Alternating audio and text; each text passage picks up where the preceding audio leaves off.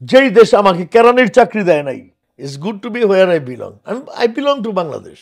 আপনি যদি আমার জন্য কিছু করতে চান আমাকে এই দেশের বাইরে নিয়ে যান। তো উনি বলছে আমি তোমাকে শুধু আফ্রিকায় নিয়ে যেতে পারি। বললাম না, ওই দেশে আমি কেরানির চাকরি পাই নাই, আরেক দেশে এসে আমরা সোনা ফলা দিছি। আমি প্রায় $3 মিলিয়ন বাংলাদেশের ব্যাংকিং চ্যানেল নিয়ে গেছি। এটার জন্য আপনার অনেক জায়জামেলা পোহাইতে হয়েছে। বাংলাদেশ ব্যাংকে গিয়ে দেখা করে ক্লিয়ারেন্স নিতে হয়েছে। আপনাকে অফার করছিল হুন্ডিতে আনতে। আমাকে যেতে হবে আফ্রিকা মেইনল্যান্ডে, মালাউইতেই যেতে হবে। আজকে আমাকে নিয়ে টানাটানি এই দেশের রাষ্ট্রপতি সুদ্ধা 24 ঘন্টা বডিগার্ড দিয়ে দিচ্ছে আমার পাশে, আমার বাড়ির সিকিউরিটি দিয়েছে সরকার। তখন আমাদের একটা সুবিধা ছিল, তানজানিয়া মালাউই সব port on entry, port on arrival, আমাদের ভিসা লাগতো না। ইন্ডিয়ান পাকিস্তানি তাদের ভিসা লাগতো। কিন্তু this is I am proxy here. যখন আসল লোকজন আসবে তখন আমাকে চলে যেতে হবে। অদ্ভুত এক দেশ, আমি এই দেশের প্রতি কৃতজ্ঞ। এরা সবাই উঠে পড়ে লাগলো আমার শিখাইতে। আমি যা জিজ্ঞেস করি তাই বলে, ডেমো দেখায়। এটা দেখো, আমি কপার কেবলের কালার কোড শিখে ফেললাম 1 মাসের কম সময়ে। এই দেশ আমাদের কপাল খুলে দিছে, কিন্তু অল্প কিছু লোক আসছে এই জন্য। আপনি একজন লোক খুঁজে দেখেন মালাউইতে এসে কিছু করছে, যার অপরচুনিটি না, যার কোনো কিছু হয় নাই লাইফে। ওনার নামে কোনো না কোনো কারণে একটা মিথ্যা মামলা হয়েছিল। মামলাটাও খুব ইন্টারেস্টিং, ওটা একটু শুনি, কোর্ট এজ দ্য স্টোরি, এটা একটু শুনি। আমার কাছে সবচেয়ে আশ্চর্য লাগে, আমাদের জাতির মানুষজন যদি এখনো ডেমোক্রেসি রিফর্ম না করে, আমার কিচ্ছু যাবে আসবে না। আমি এই দেশে ভিভিআইপি মতো আছি, আই ডোন্ট কেয়ার। আমি এই দেশের মিনিস্ট্রি, এই দেশের রাষ্ট্রপতি আমাকে চেনে, বাট আমার কাছে আমার দেশ, আমার ফ্যামিলি তখন বাংলাদেশে রাখছি আমি, যাতে আমার বাচ্চারা বাংলা শিখে। আমার বাচ্চারা বাংলায় কথা বলবে, আমি তো মরে যাবো ভাই। ব্যাসকে বলছে আপনার উকিল কোথায়? ওই লয়ার বলতেছে, অপোজিট লয়ার বলছে দেখেন কোনো উকিল পর্যন্ত দাঁড়ায় না এর জন্য। এই দেশের মানুষরা প্রবাসীদের চায় না, খালি প্রবাসীদের টাকা চায়। ম্যাজিস্ট্রেট কি করলো জানেন? আমি যখন কোম্পানি শুরু করেছিলাম আমার ড্রিম এত বড় ছিল না। প্রস্তাবনা বাংলাদেশ সরকারের কাছে আসছে, কয়েক লাখ মানুষ কিন্তু এটা সাক্ষী হিসেবে আছে এবং অনেক আমলাও কিন্তু এটা সাক্ষী হিসেবে এখন আছে। প্রবাসী রেডিওর আরো একটা এপিসোডে আপনাকে ওয়েলকাম। আফ্রিকার দেশগুলো যতই দারিদ্র্যসীমার নিচে হোক না কেন, ডিজিটালাইজেশন হচ্ছে দিন দিন। সরকারের বিভিন্ন ডিজিটাল প্রকল্পগুলো আন্তর্জাতিক বিভিন্ন সংস্থার সহায়তায় বাস্তবায়ন হচ্ছে। একইভাবে পূর্ব আফ্রিকার দেশ মালাউইর সরকারের ডিজিটাল মালাউই প্রকল্পে অর্থায়ন করেছে বিশ্বব্যাংক। আর এই প্রকল্প বাস্তবায়ন হচ্ছে বাংলাদেশি একজন ব্যবসায়ী জনাব জাফর আবদুল্লাহ দীপু ভাইয়ের টেলিকনস্ট্রাকশন কোম্পানি বেঙ্গল নেটের হাত ধরে। এই দেশের আইটি সেক্টরে শীর্ষ পর্যায়ে উনি নেতৃত্ব দিয়ে যাচ্ছেন। জাফর আবদুল্লাহ দীপু ভাই দীর্ঘ 27 বছর আফ্রিকার মালাউইতে আছেন, প্রযুক্তি খাতে সাস্টেনেবল প্রজেক্টগুলোতে কন্ট্রিবিউট করে যাচ্ছেন। দীর্ঘ এই অভিজ্ঞতার আলোকে একজন দেশপ্রেমিক হিসেবে দেশের জন্য reformation of democracy and election বা গণতন্ত্র ও নির্বাচনের পুনর্গঠন বিষয়ক চমৎকার একটি প্রস্তাব দিয়েছেন বর্তমান সরকারের কাছে। প্রবাসী রেডিও এই পর্বে শুনবো জাফর আবদুল্লাহ দীপু ভাইয়ের দীর্ঘ 27 বছরের আফ্রিকার মালাউইর জীবনের গল্প। পুরো গল্পটা শুনুন, অনুপ্রেরণা হতে পারে লাখো মানুষের। আর প্রবাসী রেডিও চ্যানেলটা সাবস্ক্রাইব তো করবেনই। Let's welcome to our today's guest from Malawi of Africa continent, mister Jafar Abdullah Dipu. আসসালামু আলাইকুম। ওয়ালাইকুম সালাম। কেমন আছেন আপনি? ভালো আছে। আপনার সাথে আমার মালাউইর সাউদার্ন রিজিয়ন ব্ল্যান্টায়ারে দেখা হয়েছিল অ্যান্ড আপনার কথাগুলো শুনে মানুষ আপনার কথার ফ্যান হয়ে গেছে মাশাল্লাহ। তো আপনার 27 বছর এই আফ্রিকায় থাকা এবং আফ্রিকার এই মালাউইতে এত উচ্চ পর্যায়ে একটা দেশের নেতৃত্ব পর্যায়ে আপনি আছেন, তো মানুষ খুবই অবাক হলো বিষয়টা শুনে। যদিও বা এই দেশটাতে মাত্র 70-80 জন বাংলাদেশি আছেন, তার মধ্যে আপনি একজন বাংলাদেশি এত ভালো একটা অবস্থানে আছেন। মানুষ আসলে জানতে চায় আপনাকে, আপনার সম্বন্ধে, আপনার জীবন, আপনার সেই বাংলাদেশে আপনার কিশোর থেকে আপনার বেড়ে ওঠা অ্যান্ড আপনার এখানে আফ্রিকা আসা অ্যান্ড আফ্রিকা এখানে মাশাল্লাহ এত ওয়েল এস্টাবলিশড হওয়া। আপনি যদি আপনার গল্পটা একটু কাইন্ডলি আমাদেরকে শুরু করতেন। আপনার দেশের বাড়ি ঢাকায় মেবি? ঢাকার আগে গুলশান থানা ছিল, এখন আমাদের ওই আমি বড় হয়েছি ভাটারায়। আমার দাদার বাড়ি হচ্ছে বড় বেড়াইদ, এটা এখন পাড্ডা থানায়। আর ভাটারা থানা তো ভাটারা হয়েছে, আমি বড় হয়েছি ভাটারায়। আমার জন্ম এয়ারফোর্সের ক্যান্টনমেন্টে, আমার বাবা এয়ারফোর্সে ছিলেন। তো আমি থাকি এখন গুলশানে, মানে সব জায়গায় ওখানেও আছে, গুলশানে থাকি আর কি। গুলশানে আমার নিজের কেনা ফ্ল্যাট। আপনার একাডেমিক ব্যাকগ্রাউন্ড একটু কাইন্ডলি। আমি সরকারি বিজ্ঞান কলেজে পড়ছি। আচ্ছা আচ্ছা। ইন্টারমিডিয়েটের পরে আশা ছিল অনেক কিছু, মানে বড় একটা কিছুতে চান্স হয় নাই। এরপরে গ্রাজুয়েশন করছি অন্য সাবজেক্টে।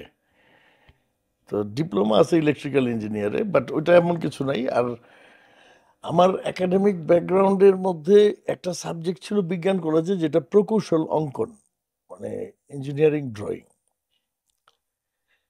এটা আমাকে অনেক হেল্প করছে মানে আমার ক্যারিয়ারের লাইফে, যেটা আমি জানতাম না। যে মনে করতাম এটা শুধু মার্ক ওঠানোর জন্য নাম্বার, মানে এটার ইউজ কি হবে এরকম আইডিয়া ছিল না। আমাদের টিচারও এরকম আইডিয়া তো দিতে পারতো না, মানে এটা প্রচলিত ইসে আমাদের টিচিং ব্যবস্থাটাও এখন আমরা দেখি আর কি, যে ইটস ডিফারেন্ট। মানে আমাদের স্টুডেন্টরা আমাদের দেশের অনেকটাই বঞ্চিত অনেক কিছু থেকে, আমরা যেগুলো পাই নাই এগুলো দেখি যে এখন হ্যাঁ আছে। আমি তখন ভাটারা থেকে নতুন বাজার হেঁটে, নতুন বাজার থেকে শেয়ারের রিক্সায় একজন একজন গুলশান 2 নাম্বার, গুলশান 2 নাম্বার থেকে 6 নাম্বার বাসে যেতাম ফার্ম গেট, সেখান থেকে বিজ্ঞান কলেজে। ওইভাবে পড়াশোনা করেছি অনেক, মানে ক্লাস 6 থেকে।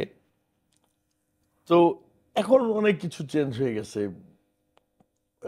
স্কুল, বাট আমার কাছে আমার শৈশব, আমার কৈশোর, হ্যাঁ আমার একটা পেন আছে। আপনাকে বলে নিই আগে, আমি একটু সেলফিশ টাইপের লোক, আমার পেনটা বলি। আমাদের শৈশব কৈশোর আমার হচ্ছে বেড়াই ভাটারা এই এলাকায়, এই পুরা এলাকা আমার শৈশব কৈশোর দখল হয়ে গেছে, লুট হয়ে গেছে, ছিনায় গেছে, বসুন্ধরা করছে এটা। আমাদের সমস্ত ধান ক্ষেত বা আমাদের যে সবজির যেসব সব ভালো ফেলা নিয়ে নিছে একসময়, you are force to sell. আমাদের অনেকের বিক্রি করে দিতে হয়েছে। তো আপনি আমার শৈশব কৈশোরের কথা বললে আমার বড় একটা পেন এটা, যে আমাদের শৈশব কৈশোর চলে গেছে অন্য কোথাও, অন্য কারো বালুর নিচে।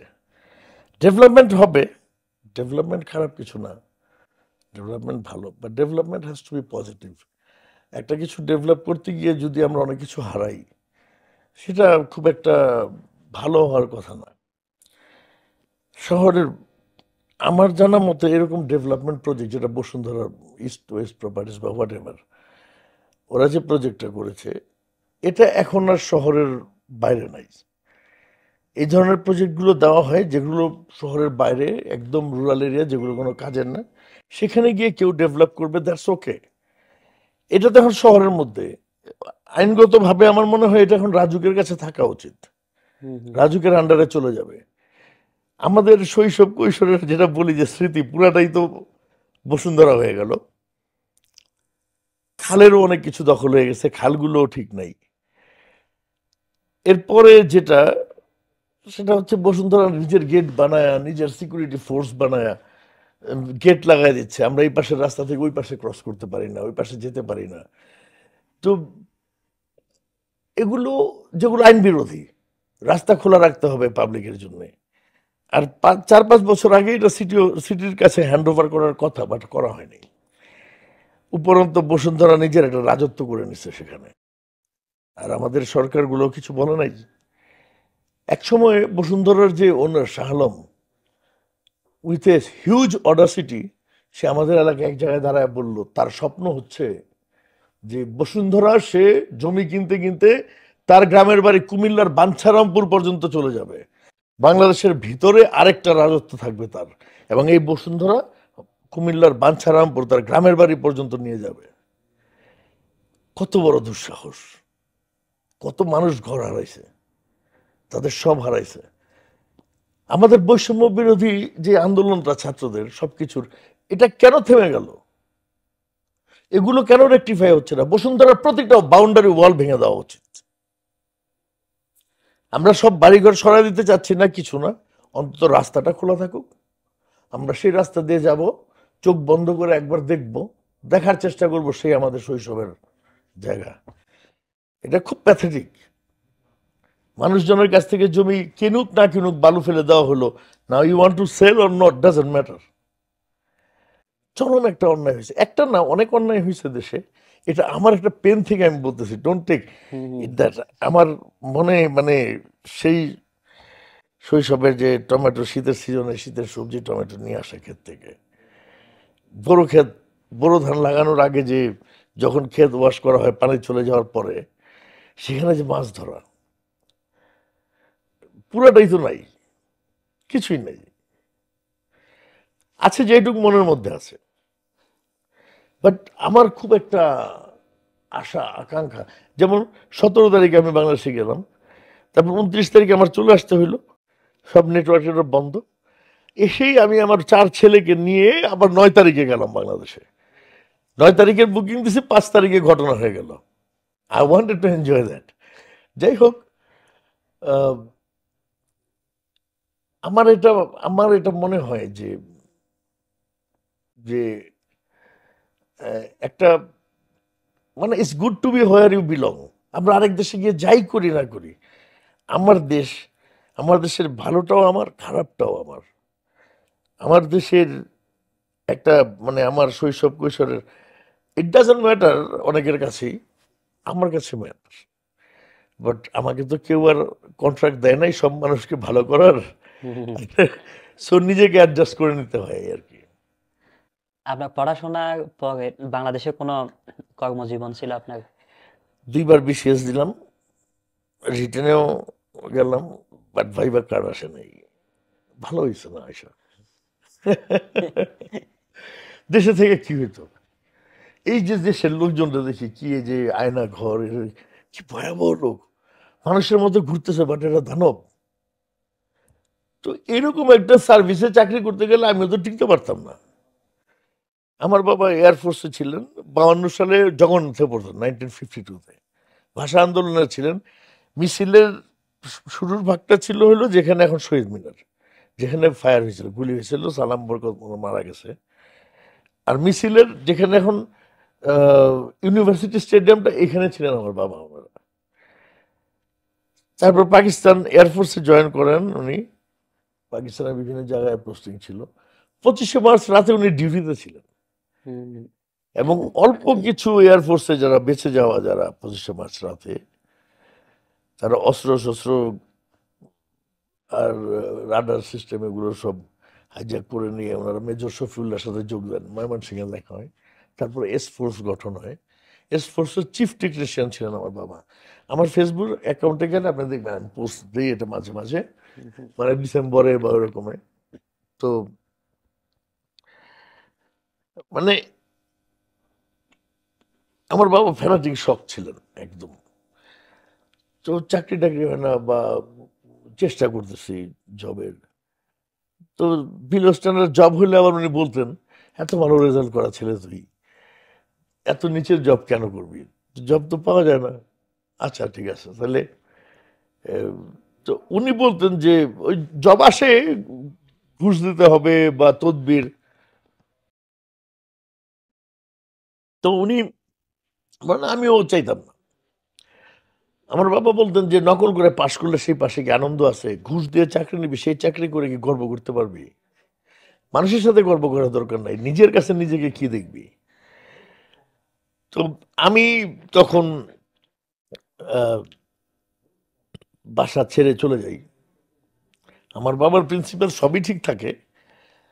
আম, শুরুটা হয় আমার মানে খুবই কাকতালীয় ভাবে, মানে যাই হোক, আহ, শুরু করাটা হচ্ছে মেইন, মানুষের ইচ্ছাটাই হচ্ছে মেইন। কাকতালীয় ভাবে বলতে? কাকতালীয় ভাবে, ঠিক কাকতালীয় ভাবে না, মানে আমার কাছে মনে হয় যে আমি আমি কিভাবে করলাম আমি জানি না। হুম, আমি মানে কাকতালীয় ভাবে বলতে বুঝাইছে এটাই যে আমি বাসা ছেড়ে চলে গেলাম রাগ করে। আচ্ছা আচ্ছা। আমার 4 বোনের পর আমি একমাত্র ভাই, হুম, একমাত্র ছেলে। আমি গিয়ে আমি একটা মিশুক কিনছিলাম, মানে ছাত্র চালিত মিশুক থাকতো না, মিশুক মানে ওই জিনিসটা? যে 3 হুইলার মোটর বাইক দিয়ে বানাইতো আগে, আগে স্টুডেন্টরা আচ্ছা চালাইতো, আচ্ছা। যখন বেবি ট্যাক্সি ছিল, সিএনজি আসে নাই। এখন আছে নাই মনে হয়। আই ডোন্ট, আমি তো দেখি না এখন। আচ্ছা আচ্ছা। তো আমি সেটা চালাইতাম, ওই দিনের বেলা, পরে দিনের বেলা ভাড়া দিয়ে দিতাম, এক অপারেটর চালাইতো, কেউ ড্রাইভার, সে জমা দিত, আমি রাত্রে বেরিতাম। তো আপনার শিক্ষার প্রমাণ আপনি সব জায়গায় রাখতে পারেন। আমি মিশুক চালানোর মধ্যেও সেটা আমি টের পাইছি। আমি সারাদিন চালাইতাম না, ওরা সারাদিন চালায় কে কত পায় জানি না। আমি ধরেন 9টা 10টার দিকে বেরোতাম। ঢাকা শহরে বড় হয়েছি ছোট থেকে। আর আহ, ওই দুর্গম এলাকা কিছু ছিল ঢাকায়, যেমন ধরেন তখন আই এম টকিং অ্যাবাউট 1997, হুম, 97। তো মিরপুর পল্লবী, কোনো লোক যেতে যেত না রাত্রে, ওইখানে হাইজাকাররা ছিল, ওই সব রেখে দিত সবার। এমনকি অনেক সময় ওই বেবি ট্যাক্সি বা সিএনজিও রেখে দিত। ড্যামরা থানা যেটা যাত্রাবাড়ির পরে ওই পাশে শনির ওদিকে কেউ যাইতো না। আরও কিছু জায়গা ছিল যেখানে কেউ রাত্রে করে যেতে চাইতো না। আমি ওইসব জায়গায় যাইতাম ডাবল পাড়ায়। আমি ধরেন 9টা 10টা থেকে নিয়ে 12টা 1টার দিকে চলে আসতাম। ধরেন 1500 টাকা নিয়ে আসলাম। দ্যাট টাইম ইট ওয়াজ ওকে। ওই টাকাটা মেইন ছিল না, মেইন ছিল নীতিটা, ঠিকটা। আমার কথা হচ্ছে কি, আমার একটা ড্রিম ছিল, একটা স্বপ্ন ছিল, হ্যাভ টু ডু সামথিং। তো আমার বাবা বলতেন যে হোয়ার এভার ইউ আর, তুমি যেখানে আছো সেখান থেকেই শুরু করো, তুমি তোমার ক্যাপাসিটিতে পৌঁছে যাবে একদিন। যেমন যার ক্যাপাসিটি নাই তাকে যদি 1 কোটি টাকা দিয়ে দেওয়া হয় বা 10 কোটি টাকা দিয়ে দেওয়া হয়, দেখবেন কিছুদিন পরে সে তার আগের জায়গায় চলে আসছে, কারণ সে সেই কাজটা করে নাই, পরিশ্রম করে নাই সেটার জন্যে। So he doesn't deserve that, এটা তার পাওনা না, সে হ্যান্ডেলও করতে পারবে না। তো আমি শুরু করছি ওখান থেকে। আমার ফ্রেন্ডরা অনেকে ক্রিটিসাইজ করতো যে মিশুক চালাস এরকম, মানেটা কি? আমি তো কাজ করতেছি, তাই না? আমি বলছি ইটস মাই বিগিনিং, এটা আমার শুরু, এখানেই শেষ না।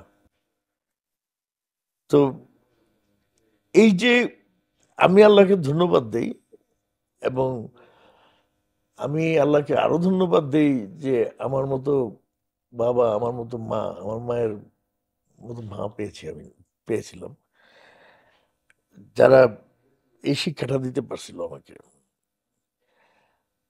আমার যে এই, মানে অসৎ উপায় অবলম্বন করে বা অন্যায় ভাবে কৃতকার্য হওয়া বা সাকসেস হওয়া, সফল হওয়ার চেয়ে ব্যর্থ হওয়া অনেক সম্মানের। সৎ পথে ব্যর্থ হওয়া অনেক সম্মানের। অসৎ উপায়ে আপনার সাকসেসফুল হওয়ার চেয়ে ঠিক ওয়ে, সৎ পথে ব্যর্থ হওয়া অনেক সম্মানের। তো আমি নিজে নিজে অ্যাচিভ করছি, ব্যর্থতার কিছুই নেই আমার কাছে। আমি মনে করি সবার জন্য এটা, সবাই মনে করলেই হবে। লাইফে 2টা জিনিস আছে, সাকসেস আর এক্সকিউজ। ফেলিওর বলতে কিচ্ছু নাই, ব্যর্থতা বলতে কিচ্ছু নাই। আপনি যতক্ষণ গিভ আপ করেন নাই ততক্ষণ আপনি হেরে যান নাই, ব্যর্থ হন নাই। ইউ আর স্টিল ট্রাইং, আপনি চেষ্টা করতেছেন। এক্সকিউজটা কোথায়? যখন আপনি আর চান না এটা করতে, আপনি ছেড়ে দিতে চাচ্ছেন, তখন আপনি একটা এক্সকিউজ খোঁজেন, অজুহাত খোঁজেন যে এই কারণে, এর কারণে এটা হবে না, এই প্রবলেমের জন্য এটা হবে না, সো লিভ ইট। আসলে এক্সকিউজ হচ্ছে এটাই, যে অজুহাত দেওয়াটা। ব্যর্থতা বলতে কিছু নাই। এরপর আপনি কি কাজ করছিলেন দেন? আমি ওই রফিক ভাইয়ের সাথে ছিলাম, রফিকুল ইসলাম করে একজন, উনি তানজানিয়ার অনারের কাউন্সিলর হবেন তখন, উনার পিএস এর মতো ছিলাম। উনি আমাকে নিয়ে আসেন তানজানিয়ায়। আচ্ছা, এই প্রথম তো উনি বলছে তানজানিয়া প্রথম দেশের বাইরে, আমি কোনো ইন্ডিয়া যাই নাই, দেশের বাইরে কখনো যাই নাই, ফার্স্ট টাইম। আমি ওনাকে বলছিলাম, উনি আমাকে বলছে আচ্ছা তুমি আমার জন্য খুব ভালো কাজ করছো, আমি তো তানজানিয়া যাচ্ছি এখন, এরকম কনসুলেটশিপ এটা হবে, অ্যাপ্রুভ হয়ে গেছে। তো উনি আমাকে একটা বড় টাকা দিচ্ছিলেন যে do something for your self. আমি বললাম আপনার টাকা আমার প্রয়োজন নেই, আপনার টাকা আমাকে অলস বানায় দিবে। এটা কি দেশে থাকতে না বাংলাদেশে বাংলাদেশে থাকতে?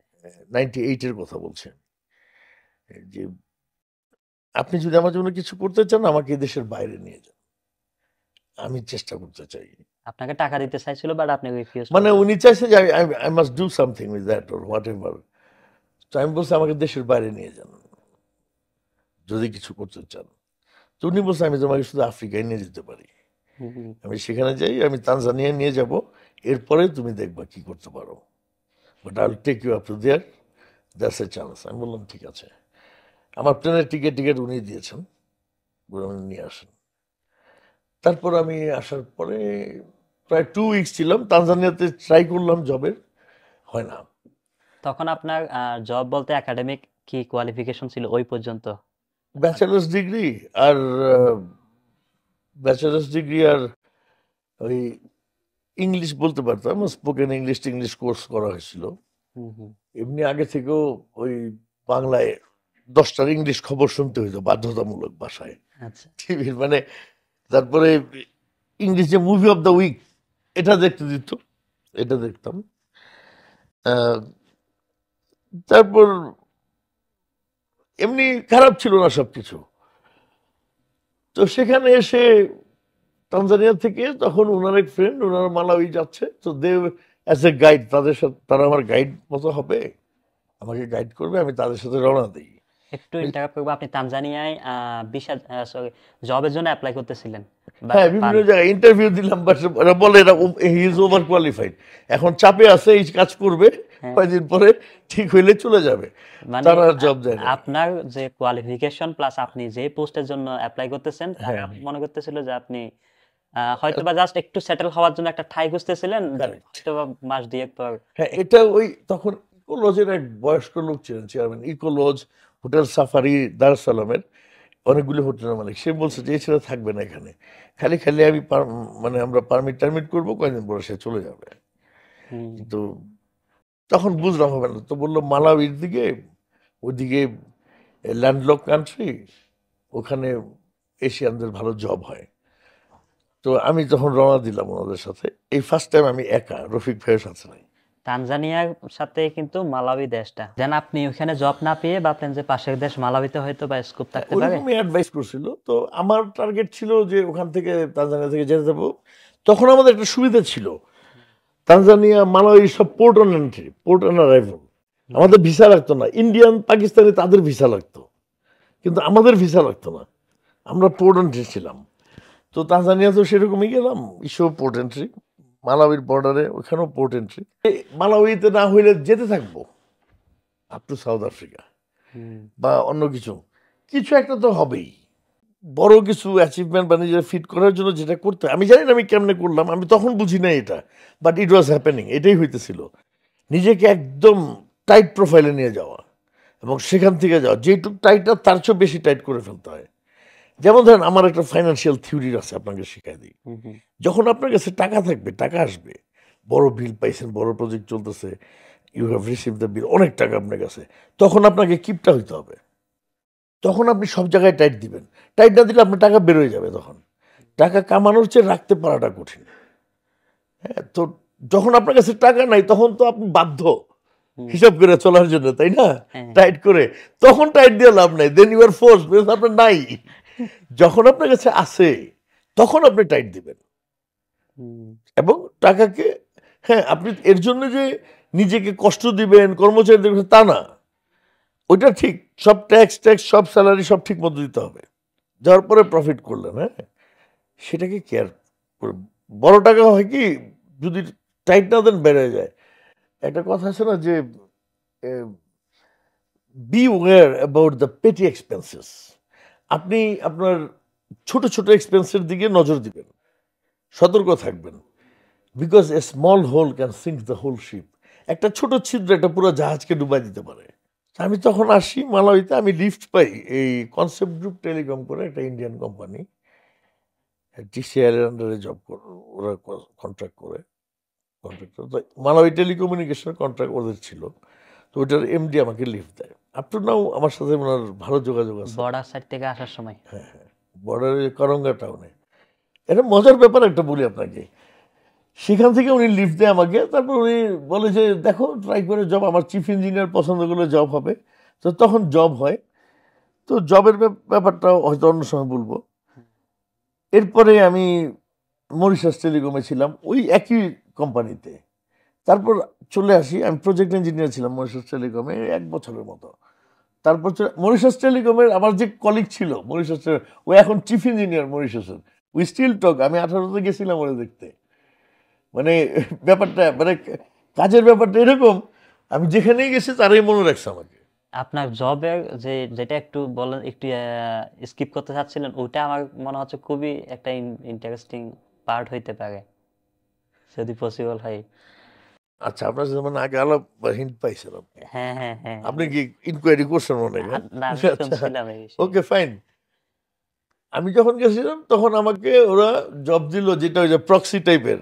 হুম, যারা কাজ শুরু করছে তাদের ইঞ্জিনিয়াররা ইন্ডিয়া থেকে আসে নাই, ক্লায়েন্টের চাপ ছিল। তো আমাকে যখন পাইলো, তো আমাকে দেখাইলো, they are showing that yes our engineer start arriving, আরও সবাই আসতেছে। তো আমাকে চিফ ইঞ্জিনিয়ার বলল, তোমার তো টেলিকম প্রজেক্টের কোনো এক্সপিরিয়েন্স নাই, তুমি তো তেমন কিছু জানো না, তুমি মালাউই টেলিকমের যে ইন্সপেক্টর বা অন্য ইঞ্জিনিয়ার তাদের সাথে টেকনিক্যাল কথাবার্তা বলবা না, তুমি শুধু ওদের দেশ সুন্দর, খাবার, অন্যান্য সাবজেক্ট আলাপ করবা। আমি আপনাদের বোঝার সুবিধার্থে একটু ব্রিফ করে বিষয়টা। উনি বর্ডার সাইড থেকে আসতেছিলেন, একজনের গাড়িতে লিফট পাইছেন, যিনি কিনা এখানকার একটা মালাউই টেলিকমিউনিকেশন এখানে মালাউই টেলিকমিউনিকেশন প্রজেক্ট চালু করার জন্য আসছে, ওই কোম্পানির এমডি ছিলেন। এমডি ছিলেন। তো উনি হয়তোবা সফর সঙ্গী হিসেবে জাস্ট বলছিলেন যে আমি এরকম জব খুঁজতেছি বা এরকম কিছু একটা শেয়ার করছেন। তো ওই এমডি ওনাকে অফার করছেন যে আমার এখানে তুমি চাইলে কি কোন পোস্টে জানি বললেন, যে জব আছে, বাট আমার চিফ Job ইঞ্জিনিয়ার যদি অ্যাকসেপ্ট করে করে তাহলে তাহলে তুমি জব জব পাবা। পাবা। তো এখন ওনাকে অ্যাকসেপ্ট করছে অ্যাজ এ প্রক্সি, অর্থাৎ ওনাকে জাস্ট শো করার জন্য যে হয়তো বা কোনো একটা বড় প্রজেক্টে অনেক ইঞ্জিনিয়াররা কাজ করবেন, অ্যাপয়েন্ট করছেন ইন্ডিয়া থেকে, তারা এখনো আসেনি। তো জাস্ট দেখাইছে যে হ্যাঁ এই যে একজন ইঞ্জিনিয়ার আসছে অলরেডি, আরো বাকিগুলো আসতেছে।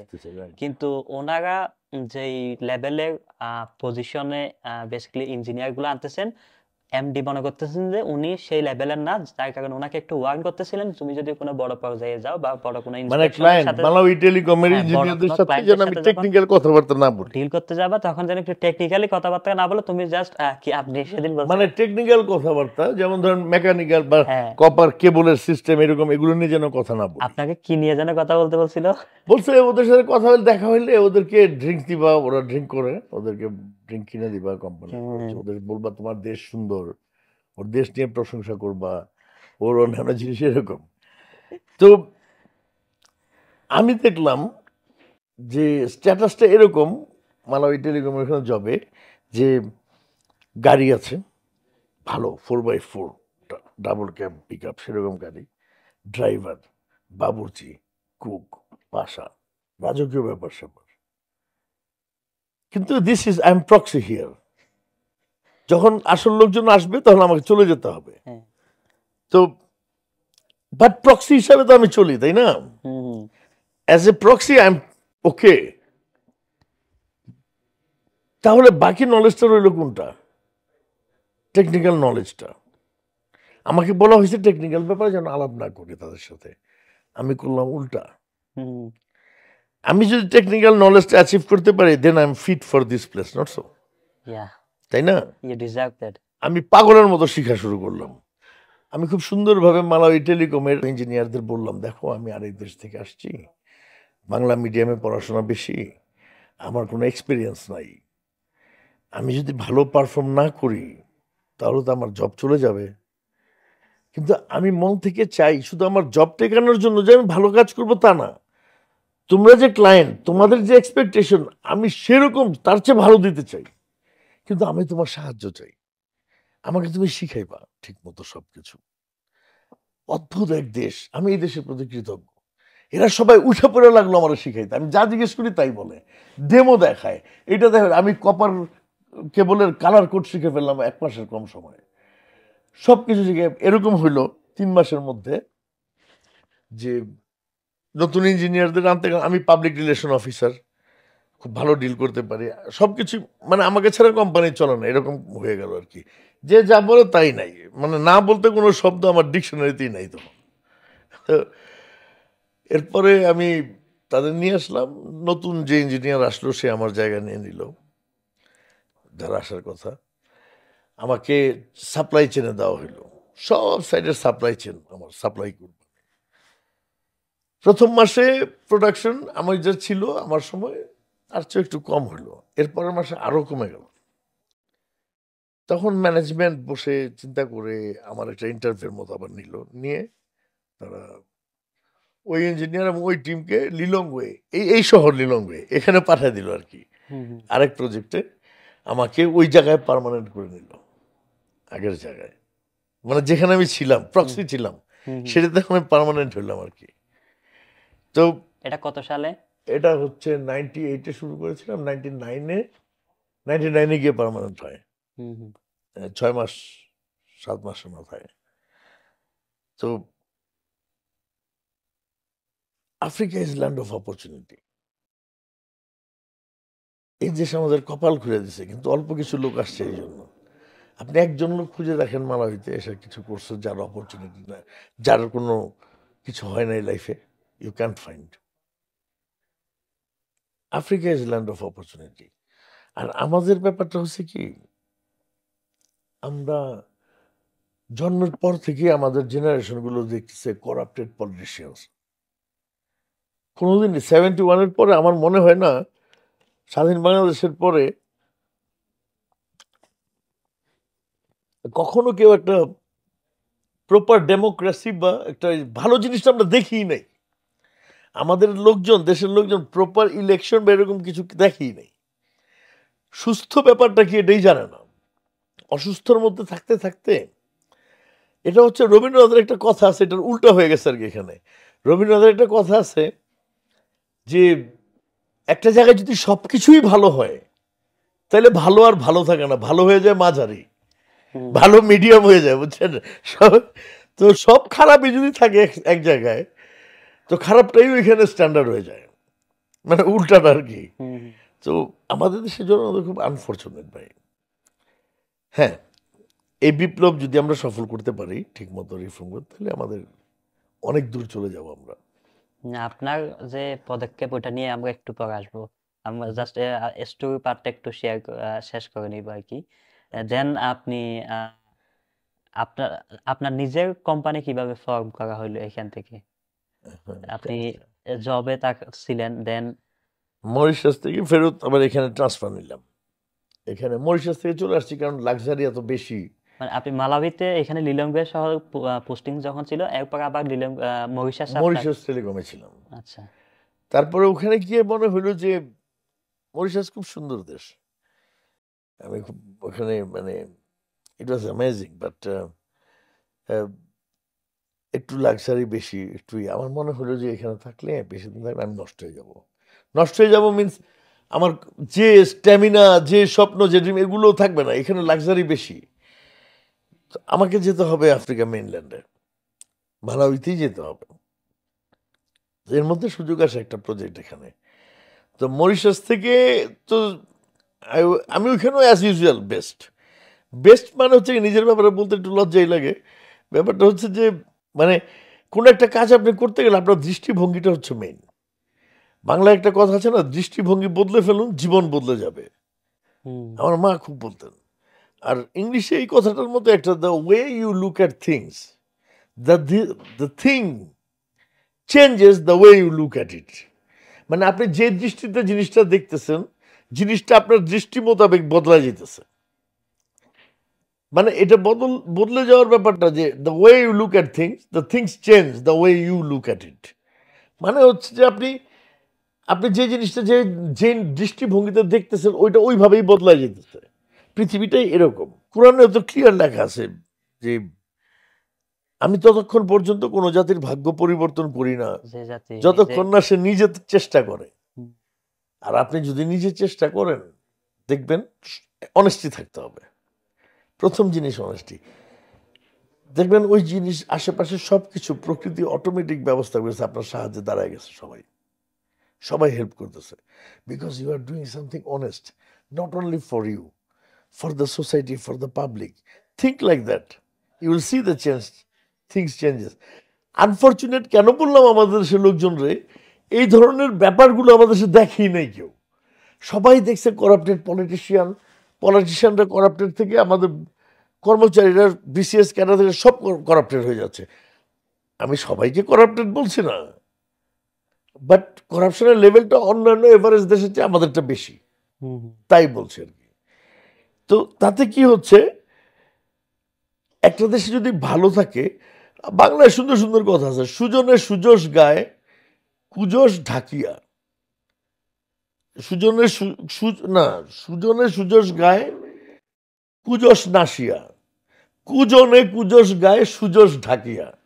খারাপ মানুষ খারাপটা বলে, ভালো মানুষ মানুষের ভালোটা দেখে, ভালোটা নিয়ে কথা বলে, খারাপ মানুষ খারাপটা নিয়ে কথা বলে। এখন খারাপটার ভালোটা যেটা, আপনার খারাপটার পাশে যখন ভালোটা থাকবে তখনই আপনি দেখবেন যে এটা খারাপ দেখা যাবে, তাই না? এখন সব খারাপ হয়ে যায়, রবীন্দ্রনাথের কথা যে সবই যদি ভালো থাকে তাহলে ওটা মিডিয়াম হয়ে যায়, ওইটার এভারেজ হয়ে যায়, ভালো থাকে না। আমাদের দেশে বেশিরভাগ হয়েছে খারাপ। তো সবাই একটা খারাপের কম্পিটিশনে লেগে গেল, কে কত বেশি খারাপ করতে পারে।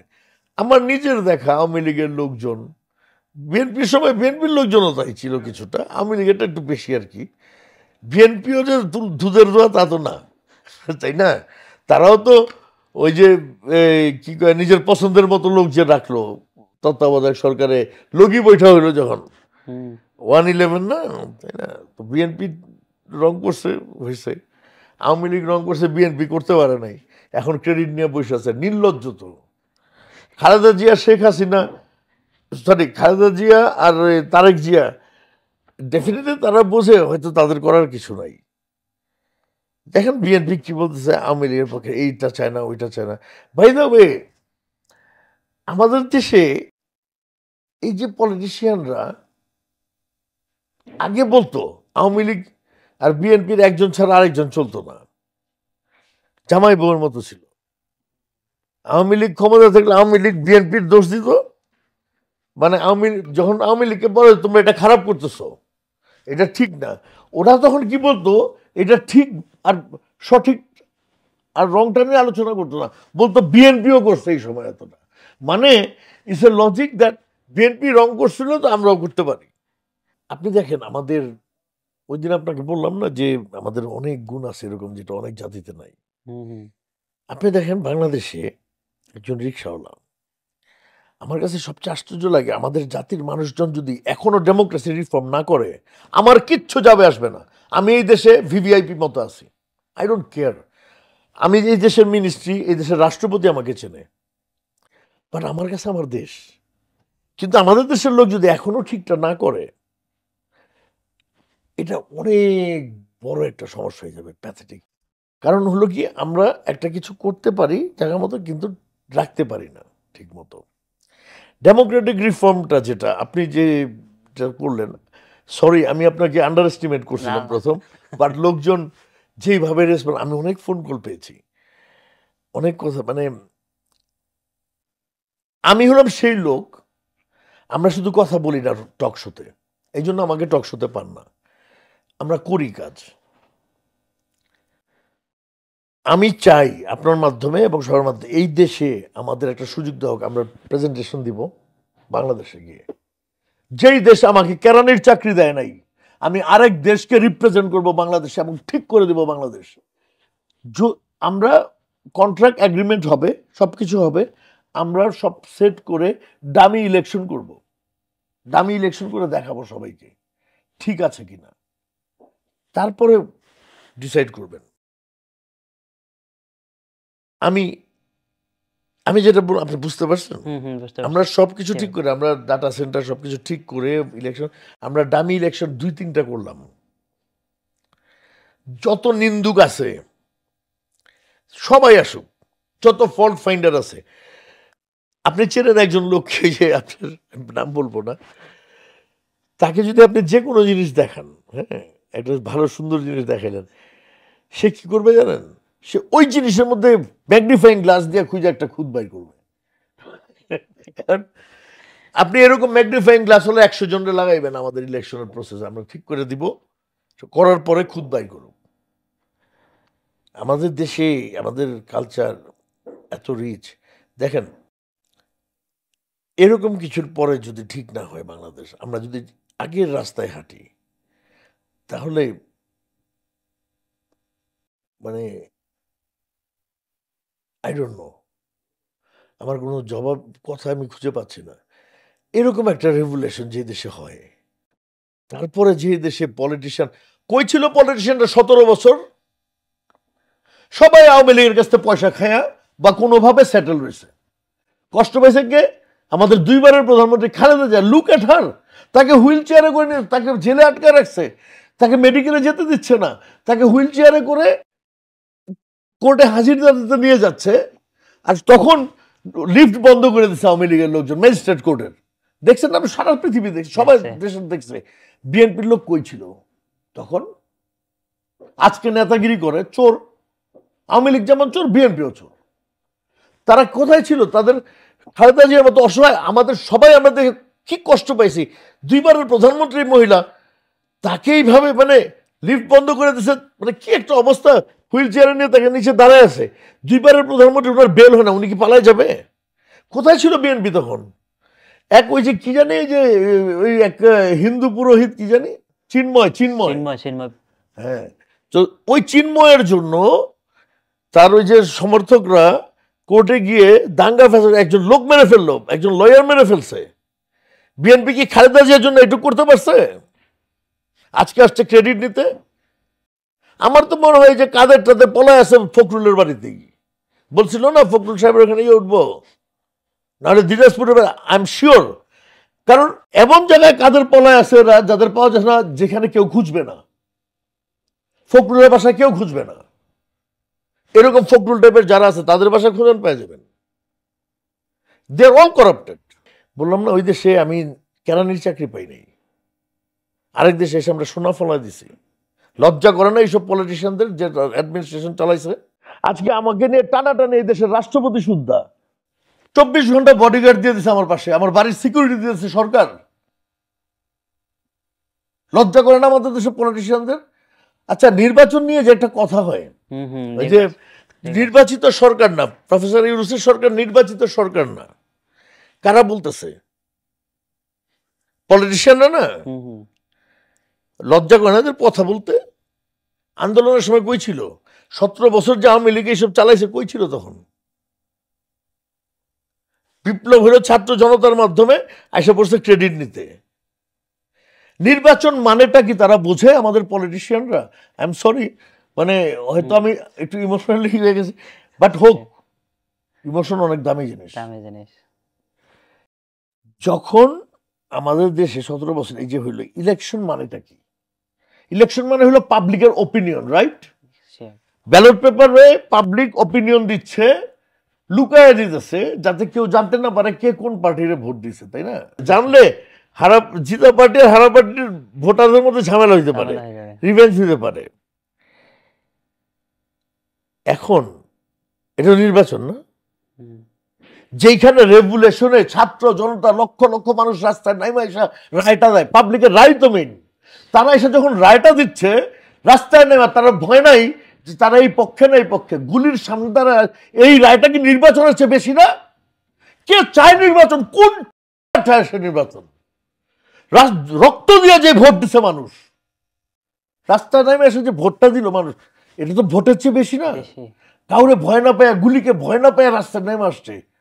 যেখানে প্রধানমন্ত্রী যে মানে এই ফ্যাসিস্ট সাবেক প্রধানমন্ত্রী, যে সে পালায় যেতে হয়েছে, এটা কি এখানে ভোটের প্রশ্ন আসে কোত্থেকে?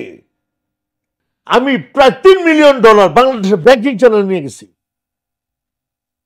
আজকের অনেক বছর আগেই। এটার জন্য আপনার অনেক ঝামেলা পোহাইতে হয়েছে। বাংলাদেশ ব্যাংকে গিয়ে দেখা করে ক্লিয়ারেন্স নিতে হয়েছে। বুঝছেন কেন টাকা নিয়ে এসতেছে এখানে? আপনাকে অফার করছিল হুন্ডিতে আনতে, অনেক রকমের অফারই করছে। আমি বলছি না আমার দেশের জন্য ভালো করবো, আমি এই দেশ থেকে বড় হয়ে গেছি।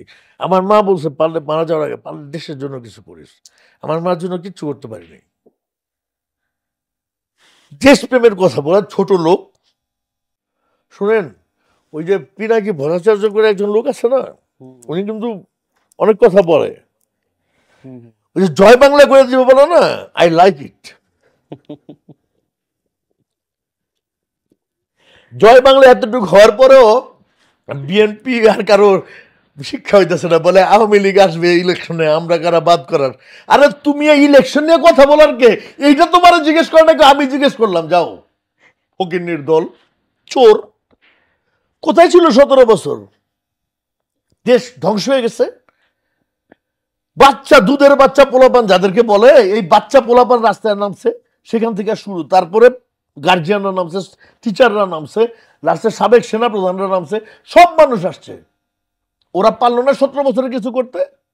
প্রধানমন্ত্রী, সাবেক প্রধানমন্ত্রী খালেদা জিয়ার সাথে যে হ্যারাসমেন্টটা হয়েছে, আমার নিজেরই তো লজ্জা লাগে। আমরা কোন দেশে থাকি? এটা মানে আমাদের দেশ যেটা, জন উইলিয়ামের একটা গান আছে, I realise it's good that I have realised it's good to be where I belong. যে এটা সবসময় ভালো যেখান থেকে আমি আসছি। It's good to be where I belong. I belong to Bangladesh. আমার রক্তে বাংলাদেশ, আমার ঘামের গন্ধে বাংলাদেশের গন্ধ, আমার সব জায়গায় বাংলাদেশ। এখন এটা তো আর আমি তো আর কোনোদিন ইলেকশনে দাঁড়াবো না, দরকার নাই আমার। দেশকে ভালোবাসার জন্য রাজনীতি করতে হবে এমন কোনো কথা নাই, ঠিকঠাক করতে হবে সবার। আমি আপনাদের রিক্সাওয়ালার ব্যাপারে একটা কথা বলতেছিলাম। সারা পৃথিবীতে গরুর গাড়ি বা ঘোড়া, গরু বা ঘোড়া আর নাহলে ইঞ্জিন মানুষ টানে, আমাদের দেশে খালি মানুষ মানুষকে টানে, অমানবিক ব্যাপার। আমি হাইটা যাই, রিক্সা উঠতে পারি না, আমার খারাপ লাগে। আমি গর্বিত এই খারাপ লাগার জন্য। জাম টাম থাকে, ড্রাইভ করতে ইচ্ছা করে না। আমি যদি রিক্সায় উঠি, আমাদের দেশে দেখেন আমাদের ম্যানার্স, আমরা কোন লেভেলের লোক। আফ্রিকা মিনিস্টার থেকে নিয়ে সবাইকে, কাউকে আপনি কোনো টাকা দেন বা কাউরে কিছু দেন, ব্রিটিশরা ওদের শিখাইছে যে তোমাকে, তুমি হলে নিচা জাত, মানে বসরা কিছু দিলে, কেউ দিলে তোমাকে নিতে হবে, খুশি হয়ে নিবা, রিসিভ করবা। ওরা এটা করে। আপনি যত বড় ব্যক্তি হোক, আপনি তারে ধরেন 5,000, 10,000 বা 1,000 যা টাকা দেন, দেখবেন সে রিফিউজ করবে না, খুশি হবে। It's taught by colonial government. আমাদের দেশে কোনো রিক্সাওয়ালার আপনি 20 টাকা, 30 টাকা, 50 টাকার ভাড়া 100 টাকা দেন, কেউ কেউ নেয়, কেউ কেউ কিন্তু রিফিউজ করে যে কেন আমি 100 টাকা নেব, 50 টাকার ভাড়া। এই যে ব্যক্তিত্ব, এই যে ব্যক্তিত্ব, আহ আমি গর্বিত, এত ভাল লাগে। কত বড় ব্যক্তিত্ব আপনি দেখছেন, তার অবস্থাটা, তার কঠিন, সে রিক্সা চালায়, শারীরিক পরিশ্রম করে, সে কিন্তু তার ব্যক্তিত্ব দিচ্ছে না। আপনার দয়া করে কেন আমাকে বেশি দিবেন? ইটস কমন, এটা হয়। আবার এটাও হয় আমাদের দেশে, আমি দেখছি রিক্সাওয়ালা রং চালাইছে গুলশানে, তাকে ট্রাফিক পুলিশ রিক্সা থেকে নামায় নিয়ে গিয়ে তাকে দাঁড়াইতে বলছে, তার পায়ে ব্যাট দিয়ে বাইরেতেছে। কে দিছে পুলিশকে এই অথরিটি? এটা কোর্ট বিচার করবে, কে সে শাস্তি দেওয়ার? আমি সেদিন এই দুঃখের মধ্যে একটা ব্যাপার অবজার্ভ করছি। আমার 2 ছেলে আদিব আকাশ গাড়ি স্কুল থেকে আসতেছিল আমার সাথে, ওরা নেমে গেছে, গিয়ে পুলিশকে বলছে, you can do that, you can hit him, that's bad manners. বাংলাদেশে হ্যাঁ, ইংলিশে বলছে, আই এম হ্যাপি। এটা হচ্ছে কি, মানে আমাদের দেশে মানে অনেক কিছু ঠিক করার আছে, আমাদের দেশে ঠিক করতে হবে। আমি আমি বললাম না আমার দেশে কিছু নাই, ব্যবসা বাণিজ্য কিছু নেই। হ্যাঁ, প্রপার্টি আছে, বাবার রেখে যাওয়া প্রপার্টি, আমার তাও নিজের এই কেনা। প্রপার্টি নিয়ে আপনার ইয়া হয়েছিল, ফলস কেসে, মিথ্যা এটা মিথ- নাই বললাম এখন। মি- অনেক, হ্যাঁ, কোর্টে যে উকিলও দাঁড়াইতেছিল, 1,00,000 টাকা চাইতেছিল। এইটা একটু বলেন, উকিলে আপনার নামে, মানে ওনার নামে কোনো না কোনো কারণে একটা মিথ্যা মামলা হয়েছিল। মামলাটাও খুব ইন্টারেস্টিং, ওইটা একটু শুনি, কোর্টের যে স্টোরি এটা একটু শুনি। আমার মানে যে ইসের মানে ভুয়া মামলা তো অনেক রকমের হয়, হুম। যে 10,000 টাকা ক্যাশ আর 4,000 টাকা মূল্যের একটা স্বর্ণের চেন আমি নাকি সংঘবদ্ধভাবে আক্রমণ করে ডাকাতি করে নিয়ে এসেছি আমার এই ভাড়াটিয়ার ঘর থেকে, বা আমার বোনের ভাড়াটিয়ার ঘর, সামন রিলেটিভ হ্যাঁ। বা নেইবার। তা এই কেসে হাজিরা দিতে আমার আসতে হইতো, মানে মনে হয়েছে যে এই কেসে দিলে আমি ভেঙে চলে যাব, ভয়ে আসবো না, তো আমার বাড়ি ঘর বা হোয়াট এভার হ্যাপেন। তো একবার এরকম আসতে দেরি হয়ে গেছে, সময় মতো আসতে পারি নাই। বাকি সব অন্যান্য আসামি কিন্তু এমন তেমন আসামি দিচ্ছে সাথে, আমার সাথে, যেগুলিরা খুঁজা নিয়ে যেত হাজিরা দিতে, মানে দে আর ফ্রম নো ক্লাস। এবং এদের সাথে দাঁড়াইলে যেন আমার মানে এনিওয়ে, মানে একদম ক্লাসলেস, এদের খুঁজে নিতে হয়। আগের দিন থেকে 2-3 জনের রাখতে হয়, ওদের দেখে রাখবি, কারণ এগুলো সব নেশাখোর বা এমন ক্লাসের লোকজন যে এদের নিয়ে you can't go anywhere with them. Malawi থেকে তখন 3টা ফ্লাইট ছিল, এখন ইথিওপিয়ান এয়ারলাইন্সের ফ্লাইট চালু হয়েছে, তো 2টা। তখন এখান থেকে ধরেন জোহান্সবার্গ, নাইরোবি বা আদ্দিস আবাবা, সেখান থেকে দুবাই, তারপর ঢাকা, 3টা ফ্লাইট করে প্রত্যেক মাসে কোর্টে হাজিরা দিতে আসতাম আমি বাংলাদেশে। আমার ফ্যামিলি তখন বাংলাদেশে রাখছি আমি, যাতে আমার বাচ্চারা বাংলা শিখে। আমার বাচ্চারা বাংলায় কথা বলবে, আমি তো মরে যাবো ভাই, বুঝছেন?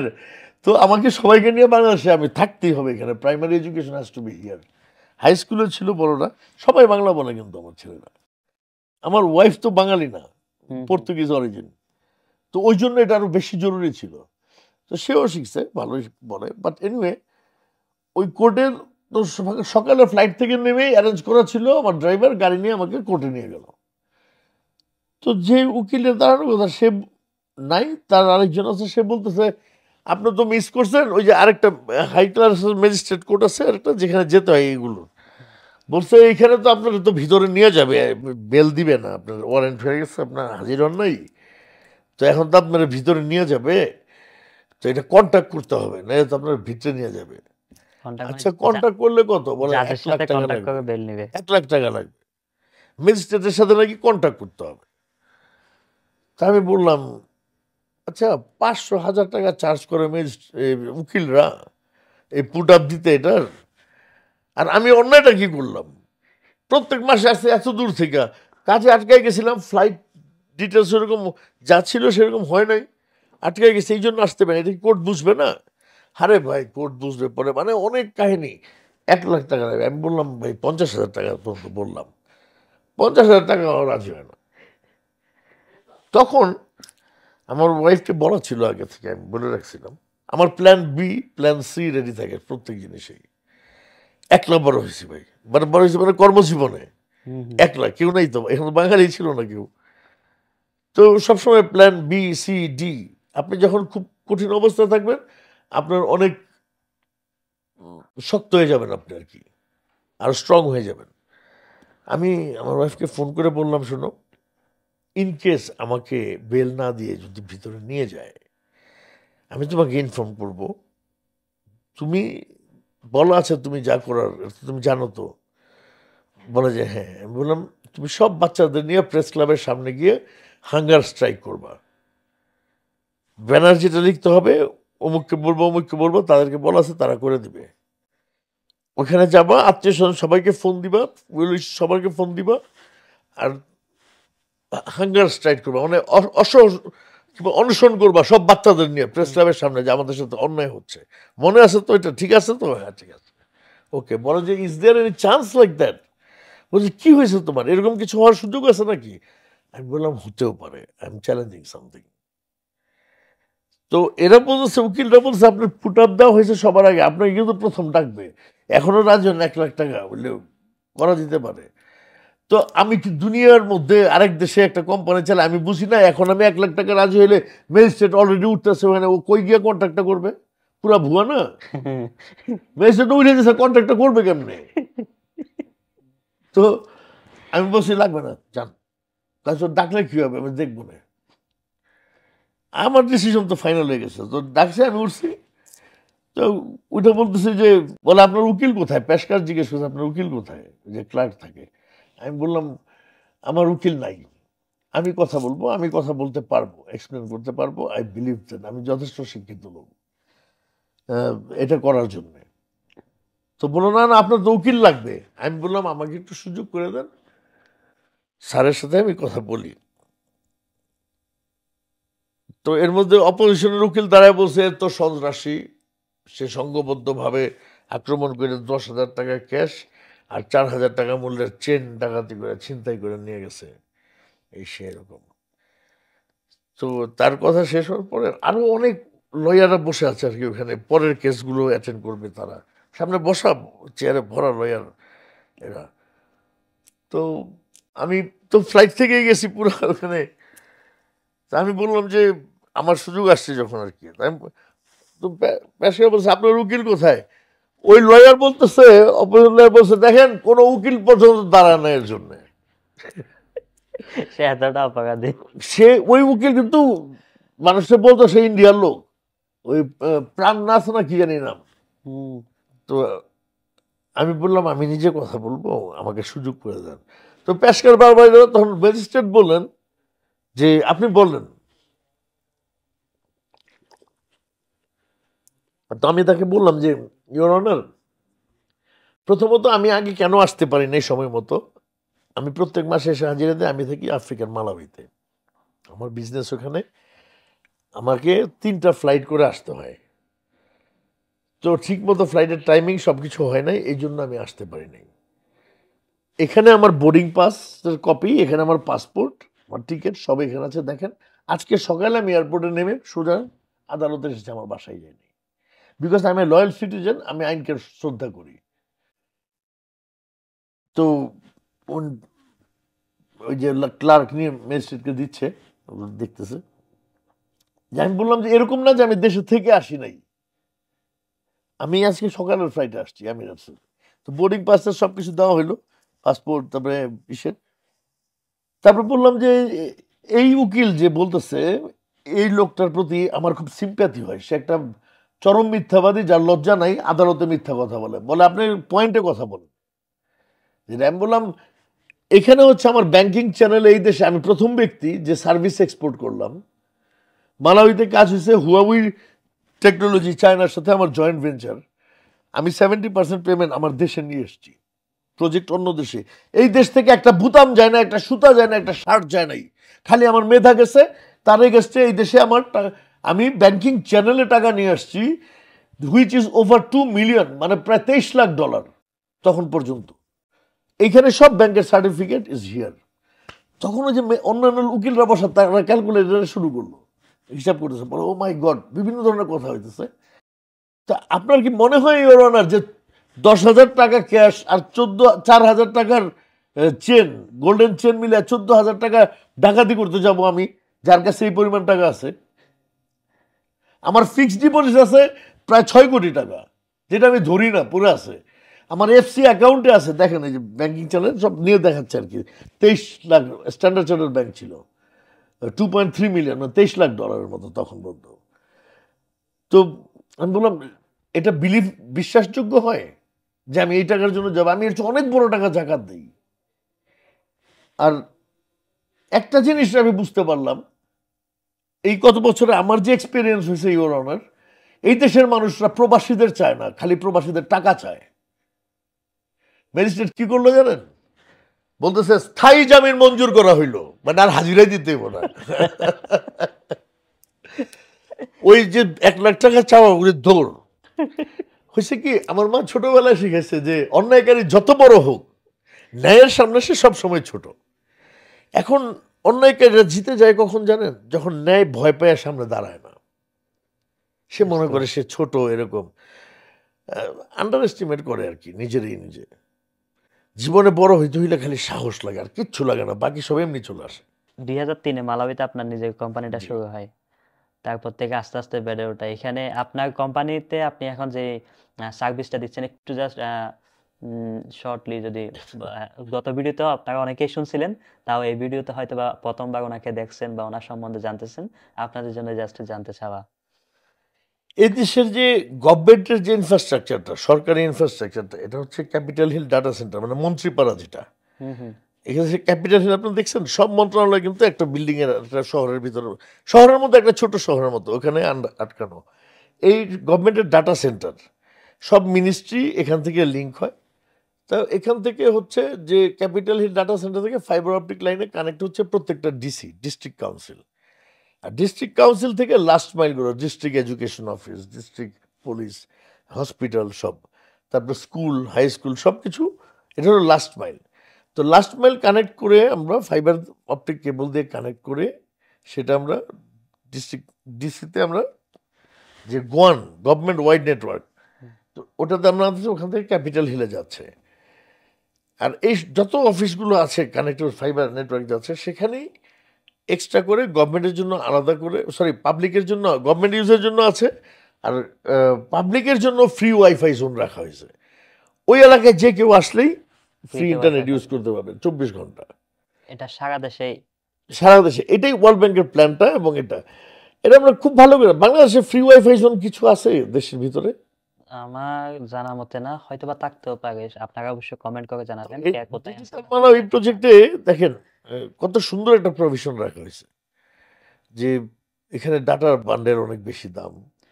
ডিজিটাল মালাউই প্রজেক্ট, এটা বিশ্ব ব্যাংকের অর্থায়নে, যেটা বলছিলাম সেটার কথাই বলছিলাম। মালাউই সরকারের প্রজেক্ট, মালাউই গভর্নমেন্টের সমস্ত অফিস, সব ডাটা সেন্টার, সব ডাটাবেস যেটার ফাইবার অপটিক কেবলের কানেক্টিভিটি এবং লাস্ট মাইলের যে অপারেশনটা পুরোটা আমাদের।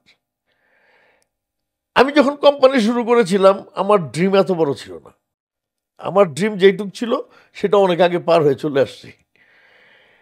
দিস ইজ ডিফারেন্ট, এটা অনেক বেশি পাওয়া। আমার জীবনে আমার ক্যারিয়ার নিয়ে আমার কোনো আফসোস নেই, আই এম হ্যাপি।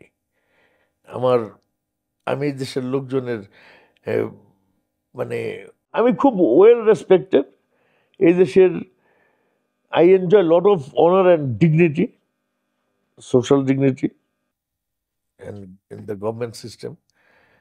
আমরা এই দেশের গভর্নমেন্টের ডাটা সেন্টার তো হ্যান্ডেল করতেছি, বাংলাদেশে কারা করে দিই সেটা কেমনে করে জানি না। কিন্তু আমি যে প্রস্তাবটা দিয়েছিলাম এটা শুধু প্রস্তাব দেওয়া তা না, আমরা করে দেখাতে পারি।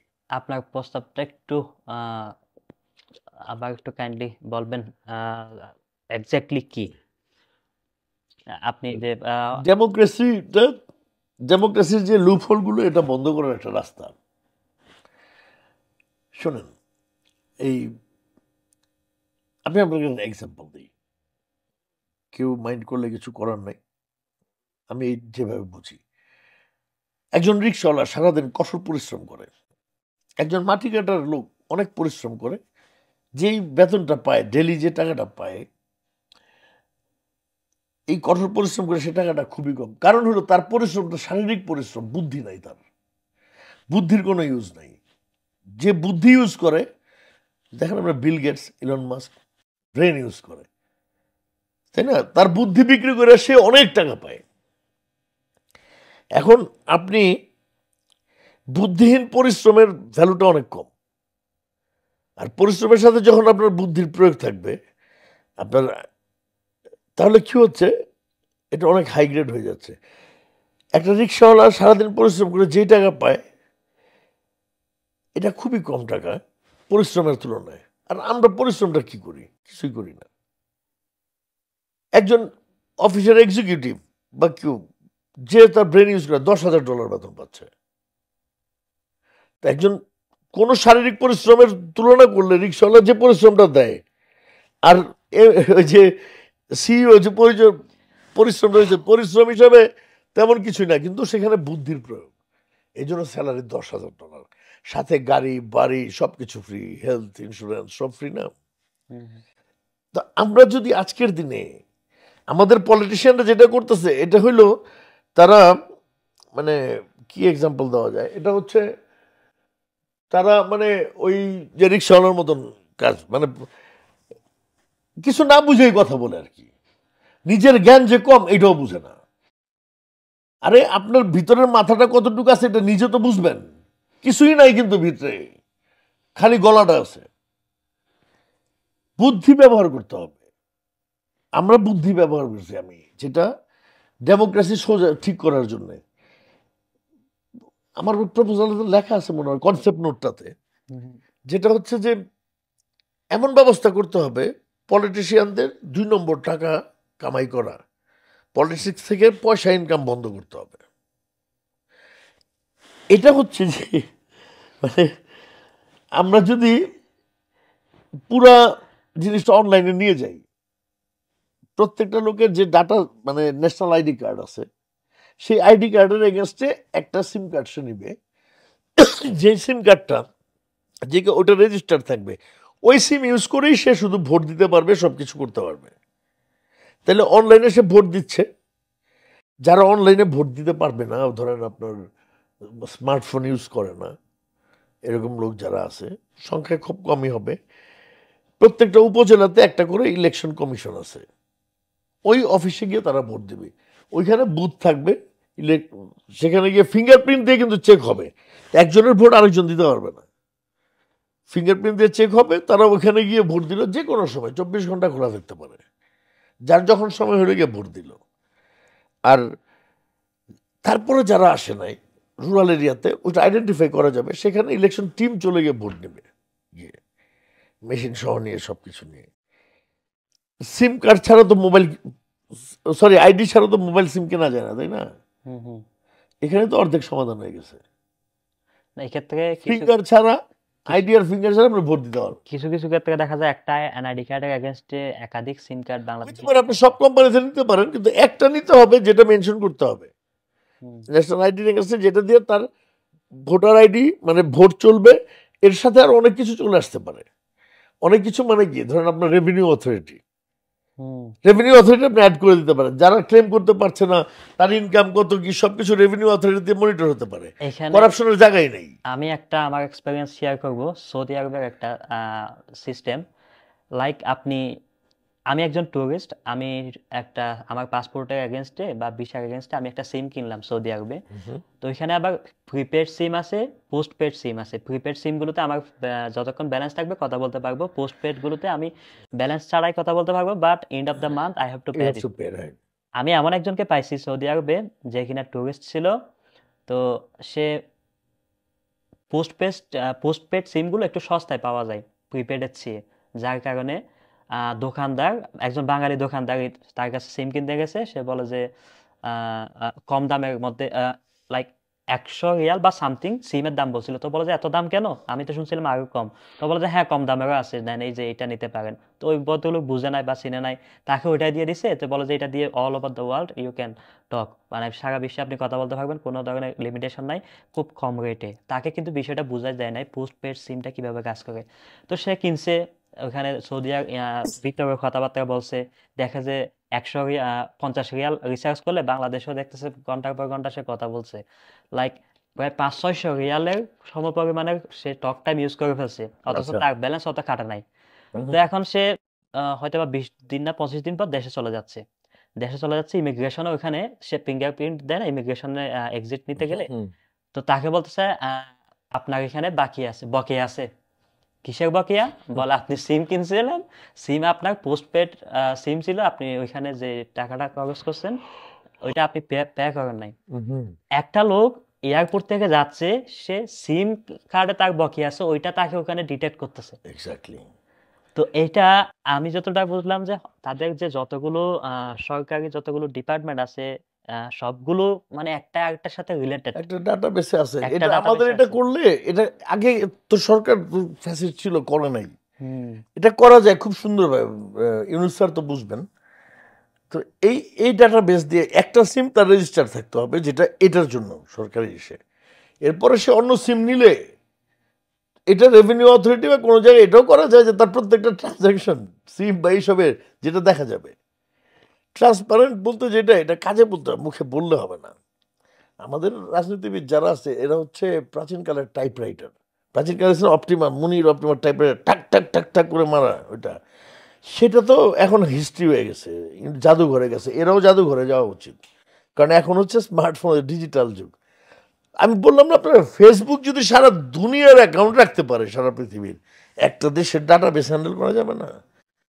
পারি না পারি, যারা মনে করবে পারবে না তারা অনেক পেছনে আছে। আমরা করে দেখাই, ডামি ইলেকশন হোক, আমরা 2-1টা ইলেকশন করি। আপনি যে প্রপোজালটা দিছিলেন, এরকম একটা প্রপোজাল বাংলাদেশ সরকার দপ্তরে পৌঁছেছে।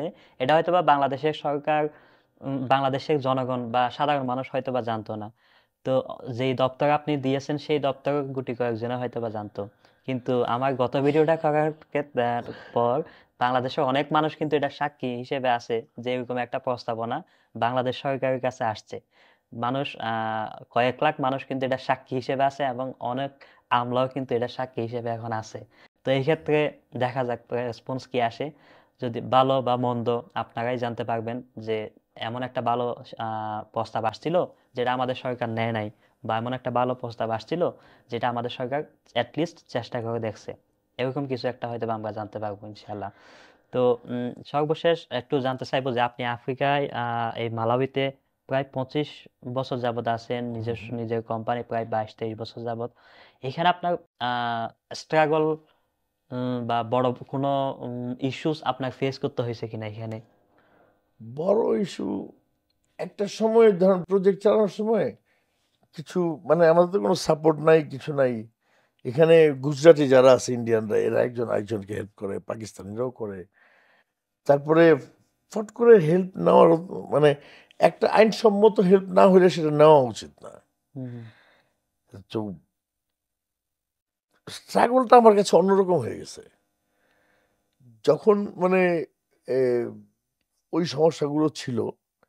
ওই বলতাম ওই যে নিজেরে যে আমি ক্রিকেটে ইনিংস খেলতে আসছি, বলের অভাব নেই, টিকে থাকবো, এখন টিকে থাকতে হবে, আউট হইলে চলবে না।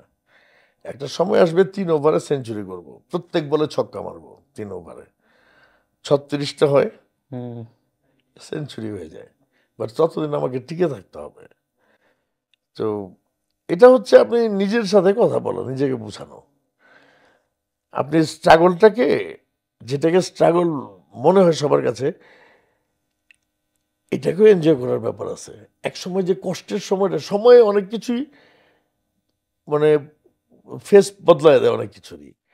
ধরেন এক সময় যেটা খুব টাফ ছিল, স্ট্রাগল করছি, হ্যাঁ, একটা জিনিস মনে রাখতে হবে, ওই অন্যায়ভাবে বা অসৎ উপায়ে কিছুই যদি আপনি নেন, তাহলে স্ট্রাগল করার মতো সাহস আপনার থাকবে না। সাহস থাকতে হবে, আর সাহস আসে সততা থেকে, অনেস্টি থেকে। তো আপনি স্ট্রাগলটাকে এনজয় করতে পারেন। এরকম দুই একটা যেমন বিষয় যদি যেমন ধরেন এখন আমার কাছে মনে হয় যে ওই সময়কার একটা টাফ সময়টা এখন আমার কাছে একটা স্মৃতি, সুখের স্মৃতি, তাই না? সময় চেঞ্জ হয়েছে। আমি টেন্ট লাগাই, আমার লোকজন, হ্যাঁ, আফ্রিকার যে আমার টিম, সব কালো লোকজন এখানকার। আমি আপনাদের বোঝার জন্য কালো বুঝি না, আমি কালো শব্দটা উচ্চারণ করি না, রেসিস্ট মনে হয় আমার কাছে। এটা বাংলাদেশের মানুষকে জাস্ট বোঝানোর জন্য একটা বা লোকাল মালাবি। আদারওয়াইজ আমি এটা উচ্চারণ করি না, আমার খারাপ লাগছে যে ইসের ওরা ক্যাম্প করে থাকতো। ধরেন ব্রিজ রিপেয়ারমেন্ট হচ্ছে, ব্রিজের সাইড অ্যাবার্টমেন্ট বা সিঙ্গেল স্প্যান ব্রিজ বানানো, রোডস অথরিটির কাজ, আমার প্রফেশনাল কাজ পাই নাই তো। হুম, হুম। ওখানে তখনও ইন্ডিয়ানরা ব্লক করে রাখছে। তো আমি চাইতাম একটাই তখন পিক আপ ওখানে, তা আমি টেন্ট, আমার তাঁবু লাগাইতাম ওখানে, কাজ করতাম। পরিশ্রম কাকে বলে বললাম না, ওই যে সকাল থেকে সন্ধ্যা পর্যন্ত পাথর শিফট করা, একটা ট্রাকের ভাড়া বাঁচানোর জন্যে। তো এর জন্য কি থাকতে হবে, আপনার কিছু রিজন থাকতে হবে। আমার রিজন ছিল আমার ফ্যামিলি, আমার বাচ্চারা, আমার মা আছে দেশে, যে আমার সাকসেস দেখতে চায়। আমার হাজারটা কষ্ট আমার মাকে বলতাম না, লুকায় রাখা, এর মধ্যে আনন্দ আছে। আমার সবার দায়িত্ব কাঁধে নেওয়া এবং ম্যানেজ করে চলা, কঠিন সময়ে। তো কাজ করতেছি, দূরে যাই, তাই টেন্টে থেকে আসি, আসার পরে ধরেন যাই আছে, ধরেন ওই দিন বাজেট রাখতে হবে ঠিক মতো, যে আমাকে এর মধ্যে চলতে হবে, এর মধ্যে। আমার পুরান বসের ওখানে গেলাম, যাদের সাথে, যারা আমাকে এমটিএল এ ঢুকতেই দিল না আমার এসে। তো তার সাথে একদিন দেখা হইলো। তো কথা বলতো, সম্মান করেন উনিও যথেষ্ট, আমাকেও ছোট হিসাবে। তাই আমি বললাম, স্যার আমার টার্গেটটা কি ভুল হয়ে গেছে? আমার টার্গেটটা কি ভুল হয়ে গেছে? উনি বলছে টার্গেট ভুল না, কিন্তু পাহাড় সমান টার্গেট নেওয়াটা ভুল। মানে হিমালয় সমান টার্গেট নেওয়াটাও ভুল। তো ঠিক না এটা, বলতেছে আমার টার্গেটটা হিমালয় সমান টার্গেট। তো আল্লাহর রহমতে 2014-এ সেই টার্গেট পার হয়ে আসছি। কোন টার্গেটটা কি ছিল? ওই যে হিমালয় সমান টার্গেট বললো না, হুম, সে আমার মতো হিমালয় সমান টার্গেট অনেক আগেই পার হয়ে চলে আসছে। এটার কারণ হচ্ছে একদিনের জন্য অসৎ হই নাই। আর উনি বলতো সৎভাবে খালি রুটি রুজি হয়, ইন্ডিয়ান ওই যে এমডি যে লিফট দিছিল আর কি। হুম, হুম। তো বলে সৎভাবে রুটি রুজি হয় শুধু, মানে ডাল ভাত খেতে পারবা, পয়সা হবে না। আমি বললাম অসৎভাবে পয়সার দরকার নেই, সৎভাবে ঠিক আছে, যেটুক হয়। তো উনার ইথিক্স, প্রিন্সিপাল, ফিলোসফিতে উনি কিন্তু, উনি এমডি, আমাকে জব দিলেন না হুম, হুম। ওনার কোম্পানিতে। এখন আমি ওনার বাসায় ফ্রি ইন্টারনেট দিয়ে রাখছি, কারণ ওনার পেমেন্ট করতে কষ্ট হয়, ওনার সব চলে গেছে, অসতের কারণে শালিমার সুগার জানেন না আপনার? শালিমার সুগার ফ্যাক্টরি, বড় ফ্যাক্টরি, ইন্ডিয়ান ফান্ডিং এ সব মানে চুরি টুরির কারণে, এইসবের অসতের কারণে সরকারের পুরোটাই সিজ করে নিয়ে নিছে। ইজ নো বডি নাও। তা আমি ওনাকে সেগুলি মনে করাই না। তো উনি এখন কবিতা টবিতা লেখে আর কি। তো ফ্রি ইন্টারনেট দিয়ে রাখছি, ফ্রি ইন্টারনেট আমার কোম্পানির বলছি কেউ যাবে না, চার্জ করবে না কখনোই। তো সৎ ব্যাপারটা যেটা, অসৎ উপায় অবলম্বন করার চেয়ে সৎ উপায়ে ব্যর্থ হওয়া অনেক সম্মান। সম্মানের। আর হয় কি, আপনার তো কোনো রিগ্রেট থাকবে না। আপনি আপনি যেটা করবেন মানে আমার মতে বুঝে করার, স্ট্রাগল কিছুই না। ঠিক। আরে স্ট্রাগল করার সুযোগ কয়জনের পাওয়া যায়? আমরা সবাই এখানে কিন্তু স্পেশাল, এই পৃথিবীতে যারা আছি। Special in what sense? যখন জন্মের সময় লক্ষ লক্ষ স্পার্মের মধ্যে একটাই তো সাতটায় আগে যেতে পারছে, তাই না? আমরা মিলিয়নের মধ্যে একজন সাতটায় পার হয়েছে, এই জন্য আমরা মানুষে আসছি, জন্ম হয়েছে আমাদের। আমার লজিকটা বুঝতে পারছেন? ঠিক। মিলিয়ন মিলিয়ন স্পার্মের মধ্যে একটাই উইন হয়, তাই না? আমরা সেই একটা। এটা আমাদের বুঝতে হবে। আমাদের দেশে পোলাপান তো স্বপ্নই দেখে নাই, করাপশন এগুলি দেখছে, সবাই করাপশনের দিকে। একদম ফালতু পোলাপান যেগুলি স্কুল লেফট পোলাপান, ওগুলি পলিটিশিয়ান, তাই না? এটাই ছিল কালচার। এই কালচার কিন্তু আর কতদিন? আপনার একটা স্পেশাল ক্যাটাগরি আছে যেটা আমার নাই, কারো নাই পৃথিবীতে। আপনার একটা স্পেশাল, সবার একটা স্পেশাল ক্যাটাগরি আছে যেটা আর কারো নাই, but you have to explore it. এটা কাজে লাগাইতে হবে। এই যে আপনি বাংলাদেশে কয়জন এরকম আফ্রিকা ঘোরার প্ল্যান নিছে? আপনি সারপ্রাইজড। আপনি আফ্রিকার সব জায়গায় ঘুরতেছেন। ভালো, মানে শুধু ভালো না, অনেক ভালো। আমরা তো আফ্রিকার এই যে আমাদের লোকজন, যে বাঙালি টেকনিশিয়ানরা যখন পিক আপে করে যায় মেনটেন্যান্সে বা কিছুতে, সব তো লোকাল লেবার না এই দেশের। এরা কিন্তু ইংলিশ বলতে পারে না অনেকে ভালো মতো, ভালো টেকনিশিয়ান এরা, কয়েকজন বলতে পারে না, বাট দে আর ওয়ার্কিং, কাজটা করে আসতেছে, ঠিক মতোই করে আসতেছে, ভালো স্কিল। আপনি কোনো ইন্ডিয়ান, কোনো পাকিস্তান কাউরে পাবেন না লোকাল এশিয়ানও যে রাত গিয়ে ফাইবার ম্যানেজ করবে। এখানে আমাদের বাঙালি পোলাপান পারে। কতজন বাংলাদেশি আছে আপনার বেঙ্গল নেট কোম্পানিতে? 11 জন আছে, আর 3 জন মানে ছুটিতে আছে। মোট 14 জন। আরো অনেকজন ছিল, তারা গেছে আসছে, আসা একটা যাওয়া। স্ট্রং সার্ভিস দিয়ে গেছে। নির্বাচন ভালো হবে, নির্বাচন যেভাবে বললাম, এটা এর চেয়ে ভালো যদি কারো কিছু থাকে, আরো আইডিয়া নিয়ে আসুক, না হলে এটাই হইতে হবে। এখন পলিটিশিয়ান যারা, আমাদের দেশে তো মহিলা না গেলে কেউ রিটায়ার করে না, অথবা হাসিনার মতো পলায় না গেলে কেউ ছাড়েই না, বুঝছেন? রিটায়ারমেন্টের প্র্যাকটিস করতে হবে, অটোমেটিক হয়ে যাবে। বদলাইতে হবে, যদি না বদলায় তাহলে ঝামেলা হবে অনেক। এই বিপ্লবটার পরে আমাদেরকে, আমি বললাম তো, আমি যে প্রস্তাবটা দিলাম, যে কনসেপ্ট নোটটা দিয়েছি ইলেকশনের ব্যাপারে, এটা হচ্ছে যে ইলেকশন এভাবে হোক, এটা করুক। যদি মনে করে যে এটা হবে না বা কেন হবে না, let us come and explain. আমরা এসে এক্সপ্লেন করি, লাইভ টিভি থাকুক, সবাই দেখুক। ট্রান্সপারেন্সি কি, লুকানোর কি আছে? রাস্তায় জনগণ মরছে, কিসের আবার লুকানো? এই যে তত্ত্বাবধায়ক সরকার করছে, ক্যান্টনমেন্টে গিয়ে বসা আসিফ নজরুল, কেন কেন শহীদ মিনারে হইল না? কেন খোলা ময়দানে টিভির সামনে হইল না? আমরা কি ট্রান্সপারেন্সি কোনোদিনই করব না? আবারও আমরা সেরকমই থাকবো, ঘরের ভিতরে লুকায় থাকবে? জনগণ দেশের মালিক বলা হয়, জনগণ কিছুই জানে না, চুপচাপ ভিতরে কেন? আরেকটা, যদি এখানে কেউ ভুল করে, এই বিপ্লবের পরে যদি শিক্ষা না হয় কারো, চরম মূল্য দিতে হবে। এবার সবাই যে হাসিনার মতো হেলিকপ্টার থাকবে, পলায় যাবে, তা হবে না। একটা কঠিন মেসেজ কিন্তু বাঙালির পলিটিশিয়ানদের জন্য, হয় ঠিক হয়ে যাও আর নাইলে ভাগো। আর যেগুলি 50 বছর যাক না, করাপ্টেড পলিটিশিয়ান, ভালো হইলে থাকো, নাহলে যাও। মেজর জিনিসগুলো ডিসাইড হবে পাবলিক ভোটে।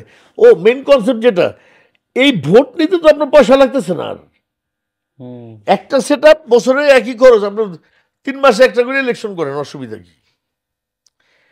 মানে যে কোনো বড় বড় ম্যাটারগুলো, হ্যাঁ, যেমন ধরুন এমপিরা পার্লামেন্টে পলিসি বাইর করবে যে হ্যাঁ সরকারি দল বলতেছে এইভাবে ভালো হয়, এটা ওই বিরোধী দল বলতেছে না প্ল্যান বি ইজ গুড, সরকারি দল বলতেছে এ ইজ গুড, এটা হলো ভালো, বিরোধী দল বি, তারপর আরো ছোটখাটো দল আছে তারা আরো প্রস্তাব নিয়ে আসছে, ওইটা সি ডি করে 4% নেন, নিয়ে দেন ইলেকশনে, লেট জন public choose it, public vote দিবে যেটা ভালো সেটার দিকে। তখন সরকারি দল যদি স্বার্থমূলক কিছু আনে, খারাপ কিছু আনে, ওটা ফেল হইলে ওর খবর আছে না, ও সব মানুষ দেখবে না যে এটা খারাপ, তো তারাও সোজা হয়ে যেতে হবে, বাধ্য হয়ে ঠিকটাই করতে হবে, কারণ বিরোধী দল যদি জিতে যায়, হ্যাঁ ক্ষমতা না গেলেও ক্ষমতা যে বদলায় যাবে এই ইলেকশনে তা না। এই ইলেকশনগুলো হচ্ছে যে পলিসিগুলো নিয়ে আসবে, পাবলিক ভোট দিয়ে ডাইরেক্ট ভোট দিয়ে সিলেক্ট করবে। তখন কি হবে, এরা পাবলিকের চাওয়ার দিকে, পাবলিকের চাহিদার দিকে খেয়াল রেখে প্রস্তাবগুলো করবে। কি হলো, ঠিকটাই করতে হবে। একটা দেশের পলিটিশিয়ানরা ভুল করতে পারে, পাবলিক ভুল করে না। ঠিক, কারণ পাবলিক তো একজন না। তো এই পলিসি যদি কেউ না করে, সে হইল এই দেশের শত্রু, বা আমার চেয়ে ভালো একটা এনে দেন, আমরা তো কাজ করা লোক, আমরা করে দেখাবো, দামি ইলেকশন করবো। ওই উনি বললেন, ভালো কথা মনে করেছেন, সরকারি দলের প্রপোজাল একটা, বিরোধী দলের সবগুলোই যাক না ভোটে, দেখি ভোটে পাবলিক কোনটা পছন্দ করে, সব সোজা হয়ে যাবে, ঠিক লোকই আসবে। তখন এই সরকারি দল তারাই খুঁজবে ইন্টেলিজেন্ট লোকজন, কেমনে ভালো পলিসি বানানো যায়, বুঝছেন? তো অনেক অনেক বিষয়গুলো আসলে উনি শেয়ার করলেন, অ্যান্ড সেই শুরু থেকে এই পর্যন্ত ওনার যাত্রাটা অ্যান্ড আজকের যে অবস্থান সব কিছুই আপনাদেরকে শেয়ার করার চেষ্টা করছিলেন খুঁটিনাটি বিষয়গুলো নিয়ে। তো কেমন উপভোগ করলেন অবশ্যই কমেন্ট করে জানাবেন। চেষ্টা করি বিশ্বের বিভিন্ন দেশে থাকা প্রবাসী ভাইদের স্টোরিগুলো শেয়ার করতে। বাংলাদেশের বর্তমান যে প্রেক্ষাপট, সে রাজনৈতিক প্রেক্ষাপট, কিছু কিছু বিষয় নিয়ে ওনার খুব আফসোস বা অনেক আক্ষেপ যেগুলো উনি প্রকাশ করছিলেন আর কি ভিডিওতে। তো আমি সর্বশেষ এইটুকু রিকোয়েস্ট করব, ওনার বাংলাদেশের বর্তমান যে ডেমোক্রেসি এবং ইলেকশন, এই দুইটাকে রিফরমেশন করার জন্য একটা স্মার্ট ওয়ে বাংলাদেশ সরকারের প্রতি উনি প্রেজেন্ট করছেন, যেটা রিসিভ হয়েছে বাট এখনও কোনো রেসপন্স আসে নাই। এই বিষয়টা নিয়ে আমি আমার ব্লগ চ্যানেলে যখন আমি ভিডিওটা আপলোড করছিলাম, আপনারা অনেকেই স্যাটিসফাইড ছিলেন অ্যান্ড অনেকেই চাচ্ছিলেন যে এরকম কিছু যদি একটা আমাদের দেশে হয়, একটা ট্রান্সপারেন্সি আমাদের গণতন্ত্রে এবং ইলেকশনে যদি হয়ে থাকে, তাহলে অবশ্যই দেশের মানুষ উপকৃত হবে, পুরো দেশটা বদলে যাবে খুবই শীঘ্রই। এই বিষয়টা নিয়ে আপনারা যতটুকু পারেন একটু সোচ্চার হবেন, সোশ্যাল মিডিয়া প্ল্যাটফর্মগুলোতে চেষ্টা করবেন লিখতে, চেষ্টা করবেন দেশের জনসাধারণের কাছে পৌঁছাতে, এবং সরকার যেন এই বিষয়টাকে গুরুত্ব দিয়ে দেখে। আপনাদের এই বিষয়টা নিয়ে কি মতামত তা অবশ্যই কমেন্ট করে জানাবেন। আর তো ওনাকেও অসংখ্য ধন্যবাদ, উনি খুব ব্যস্ত মানুষ, মাশাআল্লাহ উনি অনেক ব্যস্ত মানুষ, তারপরে আমাদেরকে লম্বা একটা সময় দিয়েছেন, তার জন্য ওনার প্রতি কৃতজ্ঞ রইলাম। আজকের এপিসোডটা এখানেই শেষ করতেছি, দেখা হবে ইনশাআল্লাহ নেক্সট কোনো এপিসোডে বিশ্বের অন্য কোনো এক প্রান্ত থেকে। বিশ্বের বিভিন্ন দেশে থাকা প্রবাসী ভাইদের এরকম গল্পগুলো উপভোগ করার জন্য এই প্রবাসী রেডিও চ্যানেলটা অবশ্যই সাবস্ক্রাইব করে সাথে থাকবেন। আপনার মতামতগুলো কমেন্ট করে জানাবেন।